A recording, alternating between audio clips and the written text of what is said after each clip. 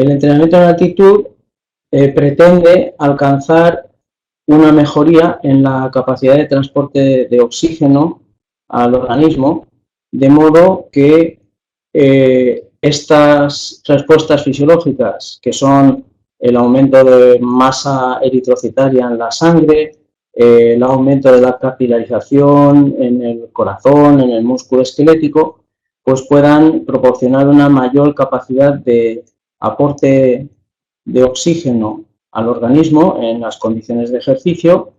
de manera que entonces esto proporciona una ventaja adicional a la del entrenamiento habitual sobre el nivel del mar.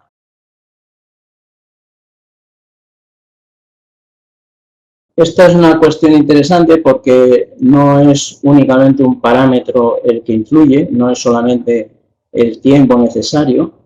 sino la forma en que se lleve a cabo la exposición. Entonces, en principio, una exposición aguda no permite alcanzar ese tipo de adaptaciones, son necesarias una exposición por más tiempo. Lo que ocurre es que hay diferencias de opinión entre los expertos en lo que sería una exposición de forma continua, es decir, el modelo que se denomina de vivir y entrenar en la altura, que hoy en día algunos están en desacuerdo con aplicar ese modelo, y por el contrario hay expertos que prefieren la opción de vivir en la altitud, pero bajar a entrenar a baja cota, cercana a nivel del mar,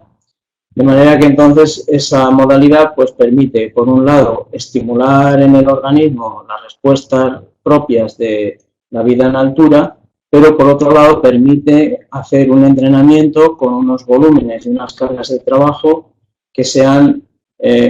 similares, las óptimas que se pueden hacer a nivel del mar, porque en altitud la capacidad de trabajo está mermada y cuanto más alto uno va, pues entonces mayor es la disminución que se produce en la capacidad máxima de consumo de oxígeno. Bien, como consecuencia de este efecto deleterio que tiene la altitud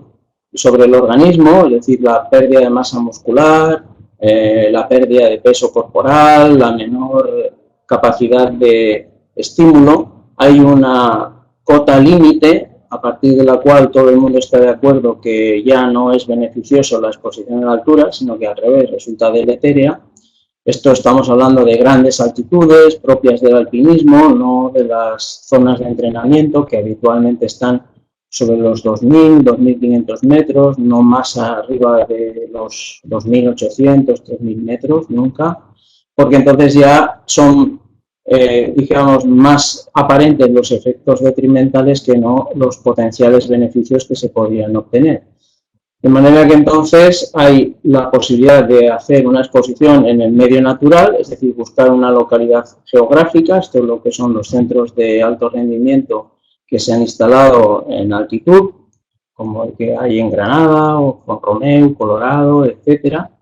Y la otra posibilidad es hacer una exposición con hipoxia artificial, es decir, llevar a cabo el entrenamiento con la ayuda de medios técnicos que permitan simular una atmósfera que sea más baja en oxígeno. Entonces, estos son lo que se denominan tiendas de hipoxia, cámaras hipováricas, etcétera, etcétera, dentro de las cuales pues también hay ciertas diferencias que son importantes de tener muy claras. Hablamos de hipoxia normovárica como aquellas condiciones en las que se mengua la cantidad de oxígeno en la mezcla de gases que el sujeto está respirando sin que haya una presión barométrica alterada. Por eso se denomina hipoxia, es decir, bajo oxígeno, normovárica, es decir, con una presión barométrica normal. Estas son las conocidas tiendas de hipoxia, que son como una tienda de camping, o se puede hacer también un acondicionamiento de habitaciones, igual que un sistema de aire acondicionado, en las cuales lo que se hace es alterar la composición del aire atmosférico, suprimiendo oxígeno y aumentando la concentración captación de nitrógeno. De manera que el resultado final es que el organismo se encuentra con una dificultad para la captación de oxígeno porque la mezcla de aire que llega hasta los pulmones tiene una concentración de oxígeno reducida. Esta es una situación que no es exactamente igual que la que se produce con la hipoxia de altura. Es decir, en condiciones naturales, cuando uno sube hacia la montaña, lo que ocurre es que disminuye la presión barométrica porque la cantidad de aire que tenemos por encima de nuestras cabezas pues es inferior. De manera que la composición en gases es la misma que a nivel del mar, es decir, sigue habiendo un 21% de oxígeno aproximadamente en la mezcla de aire, pero como que el peso de esa columna de aire se ha reducido, pues la presión es menor, pero es menor la presión de oxígeno y la de todos los otros gases. Eso es lo que se denomina hipoxia hipogárica. En condiciones artificiales esto solamente se puede simular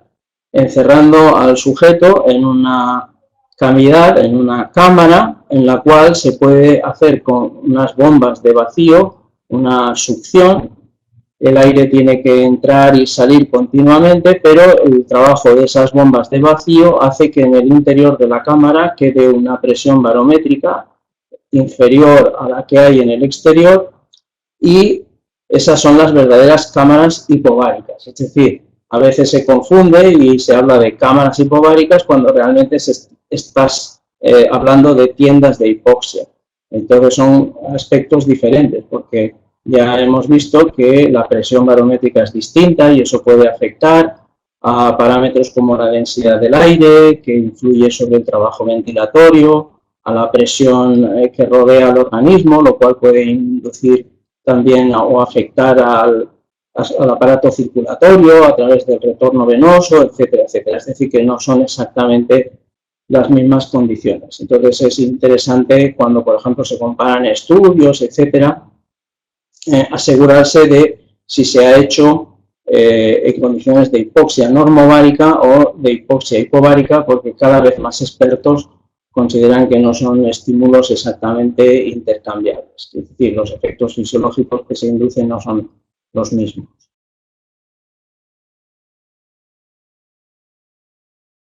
Bien, esta es una pregunta difícil de responder. Originalmente el entrenamiento en altura estaba reservado a desarrollar una serie de ajustes fisiológicos como la eritropoiesis, la angiogénesis, de las que hemos hablado al comienzo, orientada sobre todo a entrenamiento de tipo aeróbico. Hoy en día sabemos que la susceptibilidad individual y la respuesta frente al estímulo de la hipoxia tienen una amplia variedad, es decir, hay personas que responden bien, hay otras que no lo hacen tanto, de manera que no podemos decir que haya una receta única que sea fácil de aplicar a cualquier tipo de deportista, sino que se tiene que ver muy bien pues, cuál es su susceptibilidad frente a la respuesta a la hipoxia. Y además recientemente pues, han hecho estudios en los que se ha visto que un entrenamiento anaeróbico también puede tener efectos beneficiosos pese a que en principio las respuestas de